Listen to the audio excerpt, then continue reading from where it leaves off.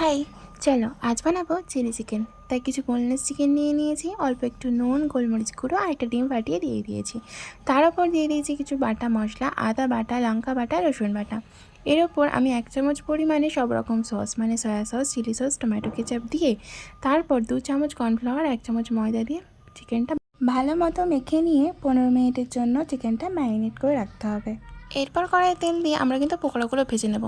তারপর অল্প পরিমাণে তেল দিয়ে অল্প একটু রসুন কুচি আমি দিয়েছি ফোড়নে। তারপর ক্যাপসিকামটা ভেজে নিয়ে দিয়ে দেবো পেঁয়াজটা ভালো করে ভেজে নিয়ে আমি সসটা তৈরি করে নেব। এখানে soya sauce, chilli sauce, tomato ketchup একসাথে মিক্স করে আমি সবজির মধ্যে দিয়ে ভালো করে ভেজে নেব। তারপর দিয়ে দেবো ভেজে রাখা পকোড়াগুলো একটুখানি ভালো করে সবজির সাথে মিশিয়ে নিয়েই আমি দিয়ে দেবো পরিমাণ মতো জল। তারপর 1 কাপ কর্নফ্লাওয়ার জলে গুলে আমি সেই জলটাও দিয়ে মিক্স করে নেব।